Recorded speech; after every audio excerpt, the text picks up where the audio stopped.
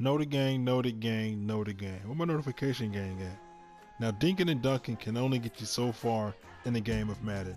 Sometimes you really need to hit your opponent over the head for like a huge 20+ yard gain to get them to back off. It can also get them to panic a little bit and also take a little pressure off of yourself.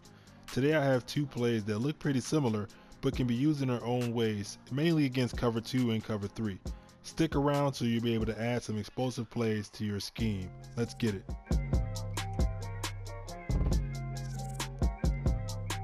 So the first play is Z-Spot. Z-Spot is kind of like the roach of Madden. It really never dies. It could be like a nuclear explosion, and in a couple thousand years, when the first set of people make a new football game, I'm pretty sure the first play they're going to put in is Z-Spot. I've also broken down Z-Spot again or before in my channel against cover 2.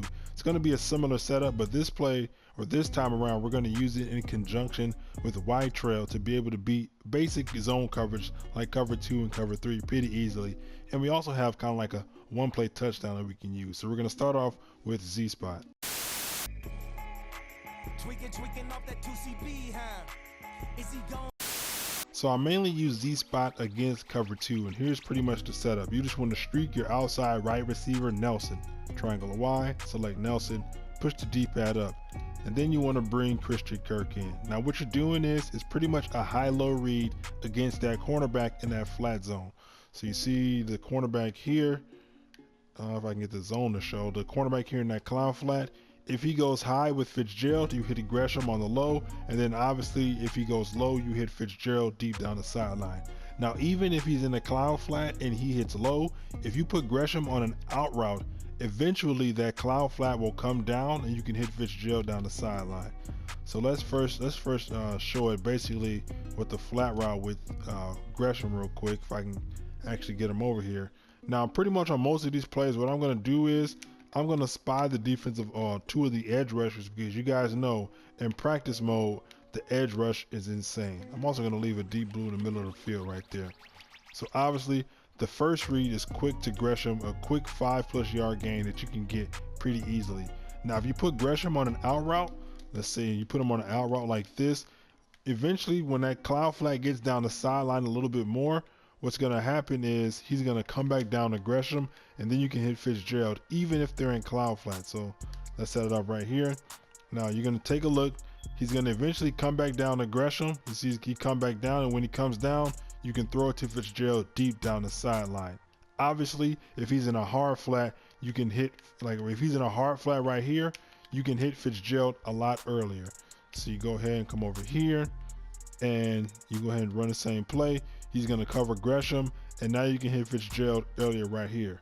Now there is a reason for us to motion that Z route over, and that's because if the user dedicates too much or he goes over to try to guard this corner route himself, he can get exposed down the middle. So if he goes over here and he goes and guards Fitzgerald down the sideline, let's say he goes and guards Fitzgerald right here, that Z route is going to cut open underneath that middle third by that linebacker, and you can throw it right there. And obviously if the user linebacker is in the middle of the field, as long as he's open, you can still throw that Z route. Now if your opponent wants to go ahead, and the way I would shut this down as an opponent is I would do something on defense like this. I would use this guy to man up on the tight end so that flat route is covered.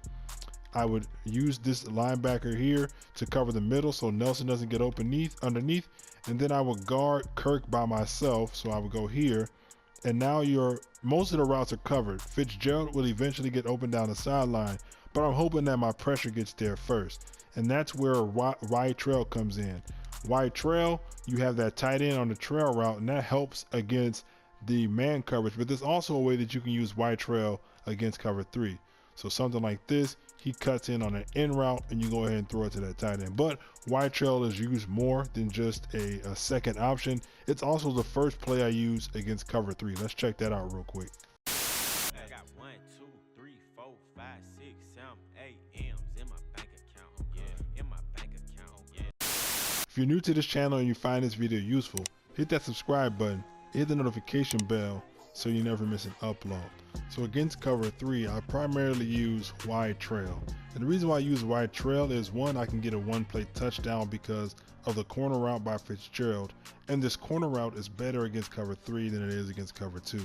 You can see here when we go into Z spot, that corner route breaks farther down the field and it angles a little bit farther, deeper down the sideline. So it's great against cover 2, but against cover 3, I want that corner route to break faster so we can get open against cover 3. And that corner route will pull down that outside corner. So I will streak Nelson, triangle Y, select Nelson, push up on the D-pad, and then put my tight end on the out route.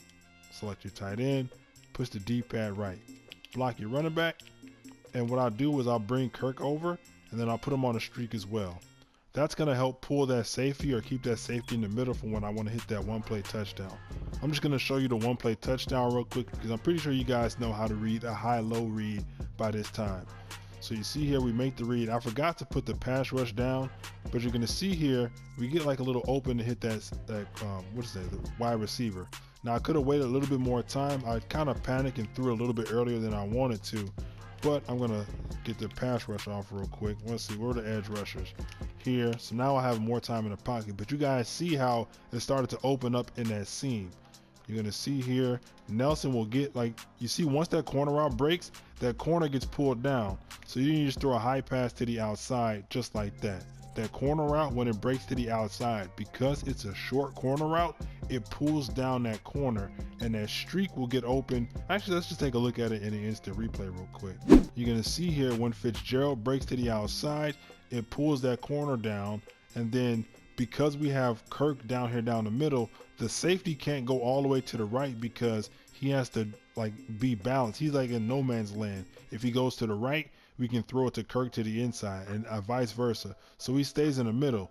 But since he stays in the middle and that corner is short, we just throw it to the outside, and now we got a one-play touchdown. And I'm just going to show you guys the high-low read to the right, but I'm pretty sure you guys know the basics of that. If that cloud flat goes low, then we go high, and vice versa. So you see here, he goes, actually we made the wrong read there, but we were still able to get a pass off. He dropped the pass because Gresham is trash, but you guys get the concept behind the high-low read. He goes low, then we go high over his head, just like that. And so that's pretty much the basics of what we want to do here with this two-play setup. Now I posted another video about another big yardage play from this formation. It's actually a play action play, which helps against the big knuckle over G, like little pass rush glitch.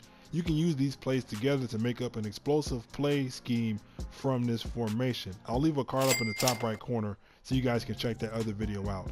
If you found this video useful, let me know by hitting that like button. Now, as always, this isn't the end of this topic. I want to know what plays you use against cover 3. It's probably the most popular coverage, so I figured we should all have a way to beat it. Do you guys attack the seams? Do you guys like use level concepts or high-low reads or floods? Let me know in the comment section and we can talk about it. See you guys around next time. I'm out.